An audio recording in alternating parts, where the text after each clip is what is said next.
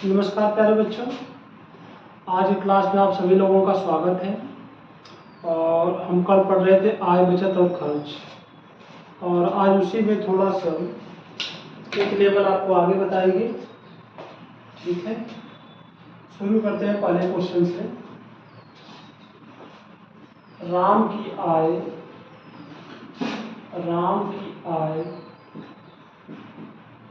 श्याम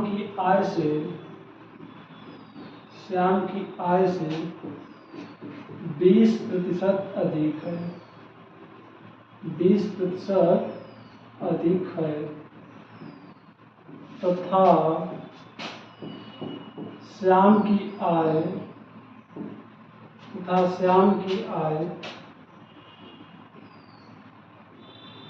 मोहन की आय से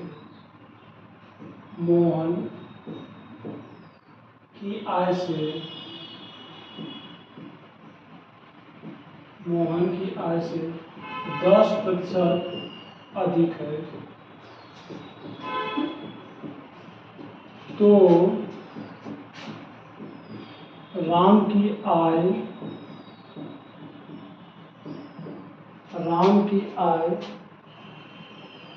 मोहन की आय से कितना प्रतिशत अधिक है।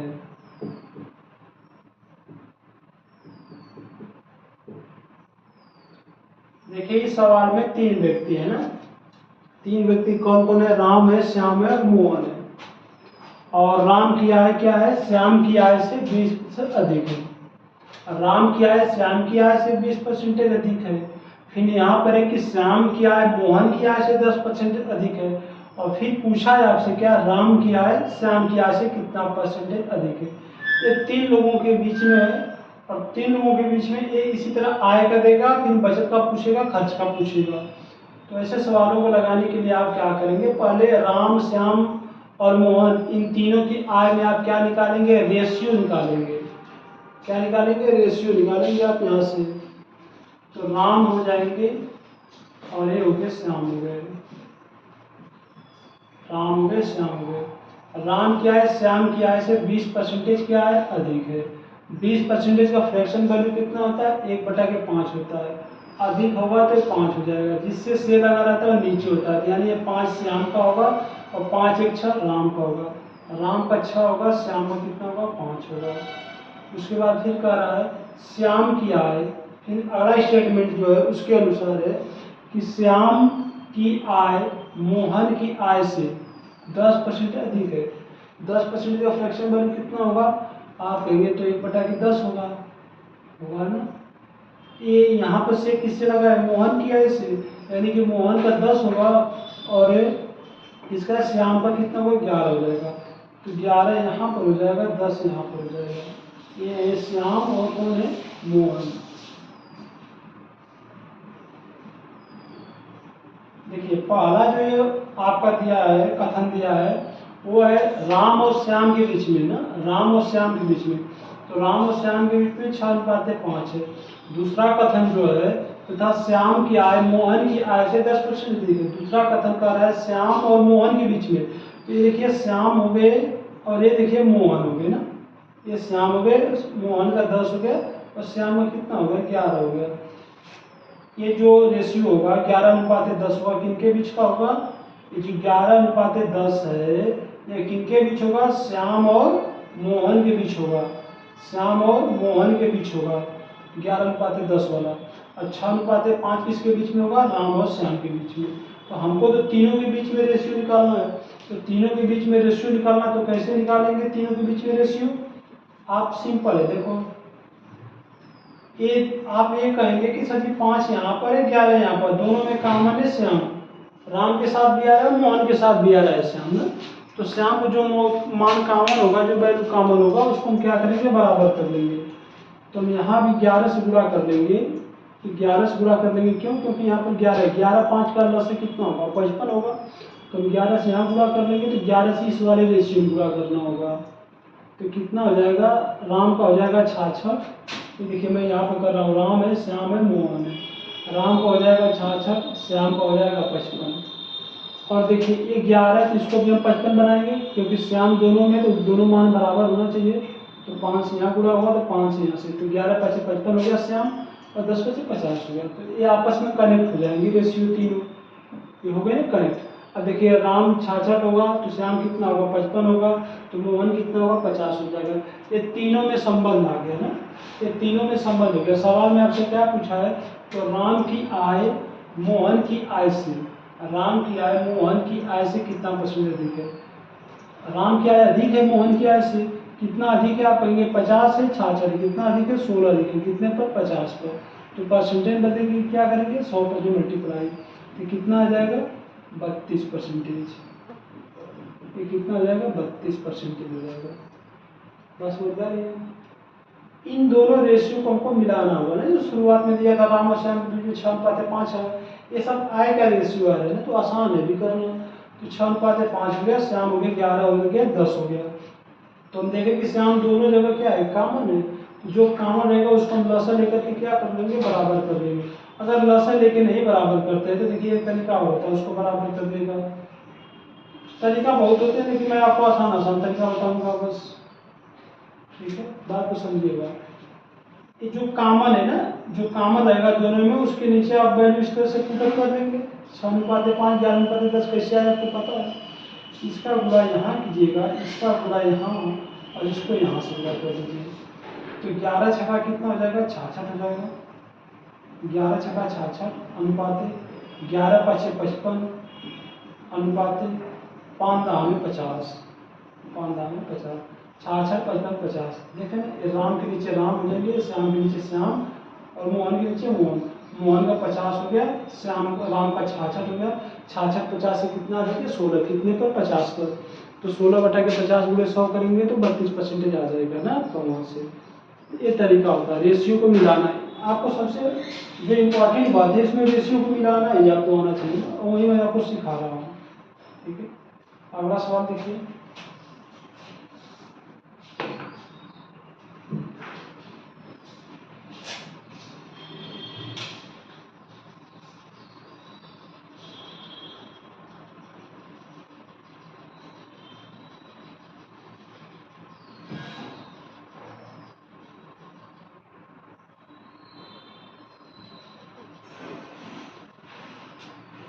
राम की आय श्याम की आय से, श्याम की आय से 9 सही 1/11% अधिक है, तथा श्याम की आय मोहन की आय से 11 सही 1/9% अधिक है।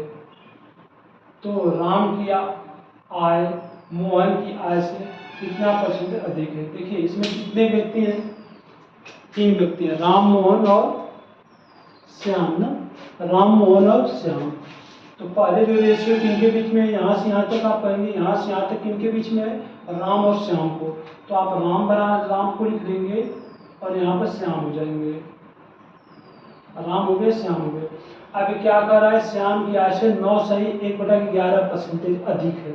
9 से 1/11% का फ्रैक्शन वैल्यू कितना होगा, आप कहेंगे 1/11, लेकिन ये कहा गया है अधिक का है तो प्लस हो जाएगा। और 11 किसका मान होगा, जिससे से लगा है, से किससे लगा है, श्याम से लगा है। तो श्याम की 11 हो जाएगी और राम की तब कितना हो जाएगी 11 1 12, 11 1 12 हो जाएगा। तो राम और श्याम की जो आय होगी इसमें संबंध क्या होगा 12:11 को होगा, 12 क्या होगा 11 को होगा। इसी प्रकार आप देखेंगे दूसरे स्टेटमेंट के अनुसार, दूसरा देखेंगे तो आप कहेंगे कि सर ये श्याम का है और किसका है, मोहन का है। श्याम और मोहन की 11 से 1/9% का फ्रैक्शन वैल्यू कितना होता है, ये होगा आपका 1/9%। और से किससे लगा है, से लगा है मोहन से, तो मोहन का 9 हो जाएगा, मोहन में कितना होगा 9 हो जाएगा। यहाँ पर मैं मोहन लिख दे रहा हूँ, तीसरे व्यक्ति हैं, मोहन का 9 हो जाएगा और 9 1 10 किसका हो जाएगा, श्याम का हो जाएगा। श्याम का कितना हो जाएगा 10 हो जाएगा। तो श्याम और मोहन की आय में आपका रेशियो क्या होगा 10:9 का होगा, 10:9 होगा। अब इसके बाद हम क्या कर लेंगे, इनका गुणा कर लेंगे आपस में। तो ये देखिए 12 × 10 9 हो जाएगा, यहाँ हो जाएगा, यहाँ हो जाएगा। ठीक है। 12 गुणे 10 120 अनुपाते 11 दामे 110 अनुपाते 11 नवा 99। ठीक है। अब क्या पूछा है सवाल में, पूछा है कि राम क्या है, मोहन क्या से कितना पसंद है। राम क्या है, राम क्या है 120 है, मोहन क्या है कितना 99 है। तो कितना अधिक है, आप कहेंगे 21 अधिक है। 21 कितने पर से अधिक है, 99 से। परसेंटेज बदलना है, 100% कर देंगे। 3 से काटेंगे 7 बार में, 3 से काटेंगे 33 बार में, 100 7 700 बटा के 33% आ जाएगा। इसको कैलकुलेट कर लीजिएगा तो आंसर आ जाएगा ना। इसको कैलकुलेशन कर लेंगे तो आपका आंसर मिल जाएगा 700 बटा के 33 का। ठीक है, बात समझ में आ रही है आपको। ये देखिए एक तरीका, दो तरीका समझा देना इसको, तीसरा का तरीका इसको समझिए कैसे करेंगे। देखिए ये आप रेशियो को ऐसे लिख देंगे ऊपर नीचे, पहले वाला जो समर रहेगा ऊपर और जो दूसरा वाला समर रिलेशन रहेगा नीचे हो जाएगा। यहाँ पर जगह खाली है तो 11 के बगल में खाली, तो यहाँ पर 11 लिखिए 11। यहाँ पर 10 के बगल में, नीचे नहीं 10 के बगल में खाली है, 10 के बाएं दाएं देखना किसके बाएं दाएं में खाली। यहाँ पर 11 के दाहिने में खाली था, यहाँ 10 के बाएं में, तो यहाँ पर 10 लिख लीजिए। ठीक है। और 12 का 10 रुपया करेंगे तो 120, 11 गुणे 10 110, 11 नवा 99। रेशियो मिल गया ना। 3 तरीका बता दिया आपको इतने में, समझे बात को। कितना आसानी से समझा रहा हूँ, आसान नहीं है, इसको बना के समझिए। एक मैं इसका ड्राउट बना दे रहा हूँ आपको समझने के लिए कि कैसे कैसे आप इसको करेंगे। रेशियो पढ़ाऊंगा चैप्टर तो वहां भी बताऊंगा आपको, और यहाँ भी बता दे रहा हूँ, इसको देख लीजिएगा। देखिए अगर आपके सामने 3 रेशियो है, ए अनुपात बी है, ठीक है, पहली रेशियो। और दूसरी रेशियो है आपकी सी बी अनुपात सी है ना, ठीक है।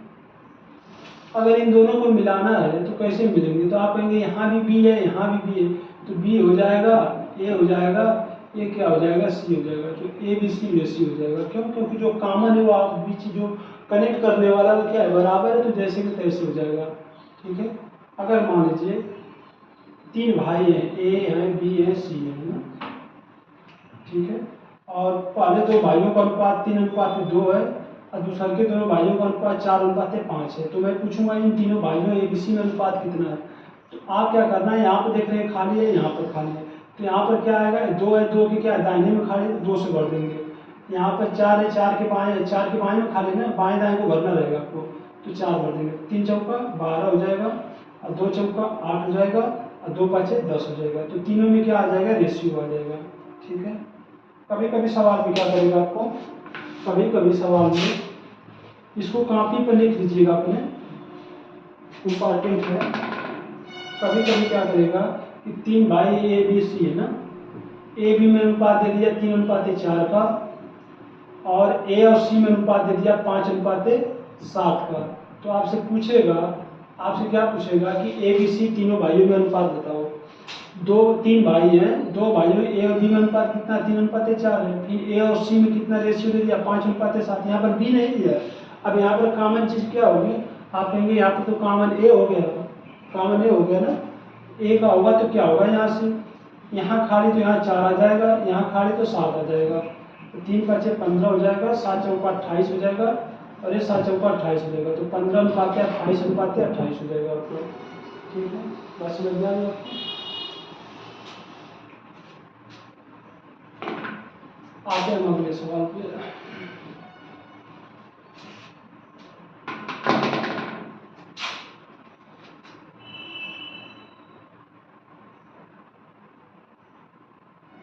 ए की आय बी से 25% अधिक है। बी की आय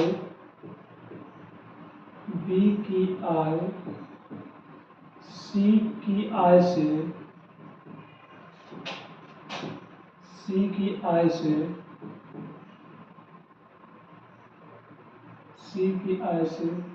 12.5% कम है।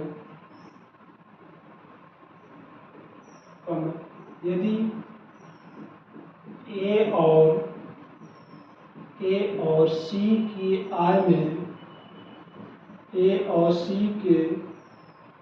आय में क्रमशः 15% और 30% की वृद्धि होती है तो ए और सी के आय में अनुपात क्या है। देखिए, ये अपने आप में दो सवाल है ना। यह जो सवाल लिखा हुआ जैसे आपको ब्लैक बोर्ड पर दिखाई दे रहा है, ये अपने आप में टोटल दो सवाल है। और इन दोनों सवालों को हल करने के लिए जो मैं आपको पिछला दो सवाल समझाया हुआ यदि वो आता रहेगा तभी ये सवाल होगा। और यहाँ से सवाल जो आपका है 15% में वृद्धि होती है, इस सवाल को करने के लिए कल का कॉन्सेप्ट आपको लगाना पड़ेगा। ये नहीं कि कई कॉन्सेप्ट पर सवाल हो जाएगी आपको। देखिए अगर ध्यान से ए की आय बी की आय से, देखिए पहले किसके बीच रिलेशन है, ए और बी के। ए और बी क्या है ना, बी से 25% क्या अधिक है, 25% फ्रैक्शन वैल्यू 1/4 अधिक है तो प्लस, तो बी का 4 होगा, से लगा है बी से तो नीचे वाला मान बी का होगा 4 और ए का मान कितना होगा 4 है 5 हो जाएगा। ठीक है, बी अनुपात 4 हो गया। अगला स्टेटमेंट पढ़ेंगे, बी की आय सी की आय से 12.5%, 12.5% का फ्रैक्शन वैल्यू है 1/8 और एक का है कम है, तो कम होने का मतलब क्या होता है माइनस। तो सी की आय कितना होगी, सी की आय कितना होगी, आप कहेंगे 8 हो जाएगा। जो सी होगा उसका आय कितना होगा 8 हो जाएगा और 8 में 1 कम कर देंगे तो बी का हो जाएगा 7 हो जाएगा, 7 हो जाएगा। तो ए बी सी के आय में रेशियो में ए बी सी के आय में रेशियो क्या आएगा, रेशियो क्या होगा, आप कहेंगे 5 गुणा 7 में होगा तो 35। हमको बी का तो पूछा नहीं है तो आप बी का निकाल भी नहीं सकते ना, कोई जरूरी नहीं निकालना, हम सीधा सीधा ए और सी पर ही अटैक करेंगे। ठीक है, जिसे 7 चौका 28 आ जाएगा बी का और किसका आ जाएगा सी का 4/32 हो गया ना 32। सवाल में फिर क्या है, यदि ए और सी की आय में, अब देखिए बी को तो कहा नहीं है तो बी का 28 हम लोग क्या करेंगे, हमको ए और सी का आय चाहिए। ए और सी का आय है कितना 35 और 32। ठीक है, ए और सी की आय है कितना, आप कहेंगे तो 35 और 32 है, 35 और 32 है। अब सवाल में देखो क्या कह रहा है यहाँ से, यदि ए और सी की आय में क्रमशः 15%, क्रमशः का यानी कि ए में 15% की वृद्धि, अगर ए की आय में 15% की वृद्धि होगा तो 115% बन जाएगा ये। तो 35 का 115%, 115% का मतलब क्या होगा, 35 गुणे 23/20 हो जाएगा और 20 जो है ये होगा ना 115/100।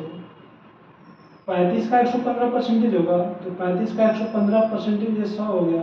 5 से काटेंगे तो 23 बार में, 5 से काटेंगे तो 20 बार में, फिर 5 से काटेंगे 4 बार में, 5 से काटेंगे 7 बार में, तो 23 साथ 161, 161 में 4 से भाग दे देंगे तो आ जाएगा। तो 161 बटा के कितना हो जाएगा 4 हो जाएगा, 161 बटा के 4 हो जाएगा। इसको भाग देंगे तो 40.25 आएगा ना, 40.25 आएगा। फिर देखिए बी सी की आय में 32% की वृद्धि होती है, सी की आय में क्या होती है 32%, ये कितना हो जाएगा, अगर 32% वृद्धि होगा तो 132%, 132% की वृद्धि हो जाएगी। यानी कि कितना हो जाएगा 132%, 32 का 132% जब बढ़ जाएगा तो कितना हो जाएगा, सॉरी 130 होगा ना, ये 130 होगा तो 130 हो जाएगा तो बटे कितना हो जाएगा 100 हो जाएगा, 0 से 0 कैंसिल आउट हो जाएगा, ये बचा 10, ये बचा 32, 2 से कटेगा 16 बार में, 2 से कटेगा 5 बार में, तो 16 तेरह जम होता है 208, 208 बटा के 5, ये कितना हो जाएगा 208 बटा के 5 हो जाएगा आपका 208 बटा के 5। अब 5 देखिए, अब ये अनुपात आ गया, अनुपात में ये होता है कि ये 5 का 3 गुणा यहाँ हो जाएगा और 4 का गुणा हो जाएगा इसके साथ, तो कितना हो जाएगा आपका, कितना हो जाएगा, आप कहेंगे 161 में जब 5 गुणा करेंगे, 131 गुणा कर देते हैं ना, 161 में 5 गुणा होगा तो 805, अनुपात कितना हो जाएगा 832। पूछा क्या आपसे सवाल में, ए और सी के आय में अनुपात क्या है वृद्धि होने के बाद, तो 805 और 832 का अनुपात है। यही आपका आंसर होगा 805 और 832। ठीक है, बाकी बातें कर लूँगी।